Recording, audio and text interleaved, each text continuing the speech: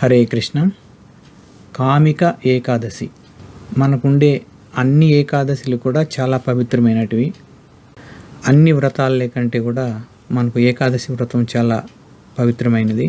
మనకు ప్రతి 15 రోజులకు ఒక ఏకాదశి వస్తూ ఉంటుంది. సంవత్సరంలో 24 వస్తాయి. అధిక మాసంలో 2 కలిపి మొత్తం 26 అవుతాయి. వాటి గురించి మనం ఇంతకుముందు కూడా తెలుసుకుందాం. సహజంగా ఏకాదశి రోజు ధాన్యాలు తీసుకోకూడదు. ఉండగలిగే వాళ్ళు మంచినీళ్ళు కూడా లేకుండానే ఉండవచ్చు. అలా ఉండలేనప్పుడు నీళ్లు తీసుకొని ఉండొచ్చు. ఇంకా ఉండలేని వాళ్ళు ఫ్రూట్స్, పాలు, మజ్జిగ, పెరుగు లాంటివి తీసుకొని ఉండొచ్చు. ఇంకా ఇబ్బంది అయ్యేవాళ్ళు కూరగాయలతో కొన్ని సబ్జీలాగా చేసుకొని అట్లా కూడా చేసుకొని తీసుకోవచ్చు. హరే కృష్ణ.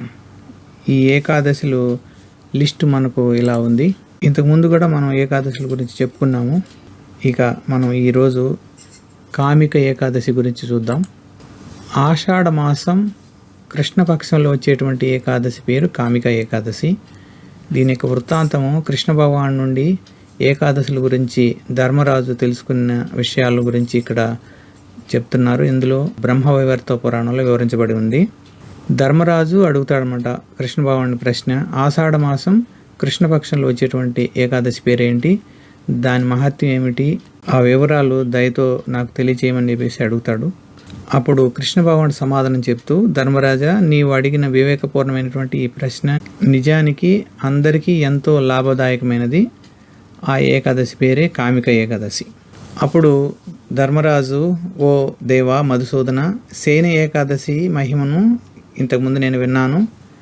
ఇక ఇప్పుడు ఆషాఢ మాసం కృష్ణపక్షంలో వచ్చేటువంటి కామిక ఏకాదశి గురించి వినగోరుతున్నాను. నా మీద దయతో మీరు తెలియజేయండి అన్నప్పుడు కృష్ణ భగవానుడు సమాధానం చెప్తూ, రాజా, కామిక ఏకాదశిని గురించి నేను నీకు వివరిస్తాను. అది మనిషి యొక్క సమస్త పాపాలను నశింపజేసి అతన్ని సంసార సాగరం నుండి ఉద్ధరిస్తుంది. సావధానంగా విను అని చెప్తారు. ఈ సత్యాన్ని వివరించడానికి ఇప్పుడు ఒక పురాణ గాథను తెలియజేస్తాను అని పలికి ఆ కథను ఇలా వివరిస్తున్నాడు.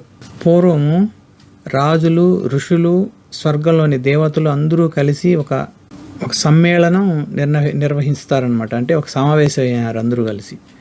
ఆ సమావేశంలో వారి మధ్య ఒక చిన్న వివాదం జరిగింది. ఏంటంటే, ఆత్మశుద్ధి కలగాలన్నా, ఆధ్యాత్మికంగా ఉన్నత స్థితికి చేరాలంటే ఏమి చేయాలి అని అనుకున్నప్పుడు అందులో అందరూ కలిసి నిర్ణయించింది ఏమంటే, కృష్ణ భక్తి, కృష్ణ భగవాన్ యొక్క సేవ, ఆయన ధ్యానం లేనిదే అది సాధ్యపడదు.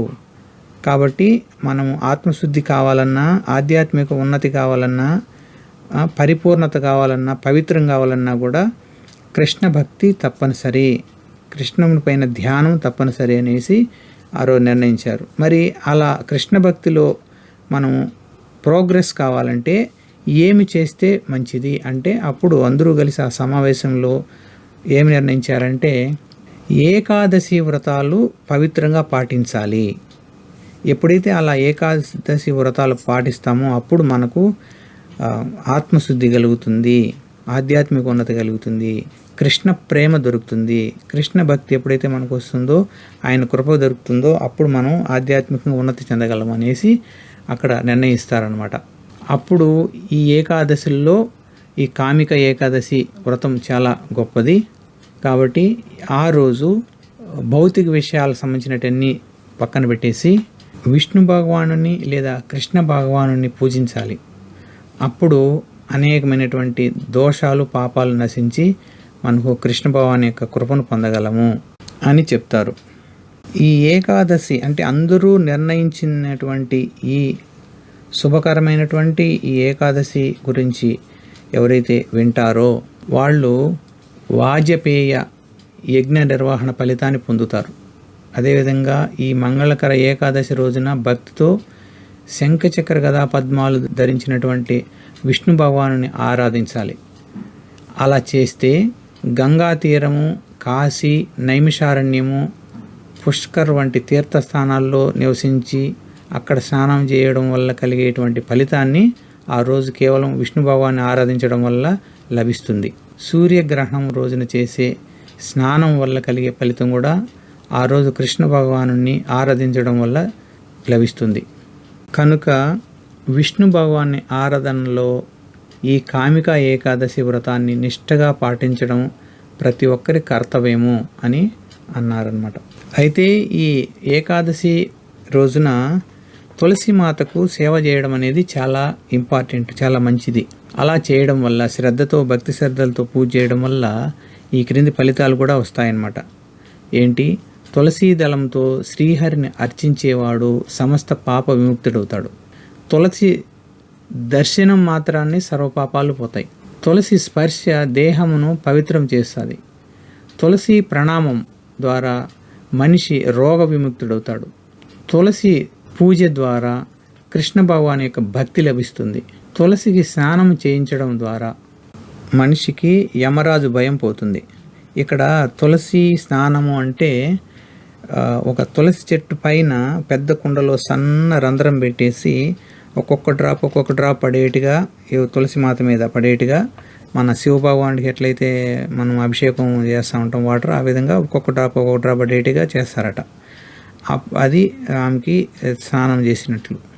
హరే కృష్ణ. అలా చేస్తే యమరాజు యొక్క భయం పోతుంది. తర్వాత తులసి మొక్కను నాటడం ద్వారా మనిషి శ్రీకృష్ణునితో కలిసి జీవించేటువంటి భాగ్యాన్ని పొందుతాడు.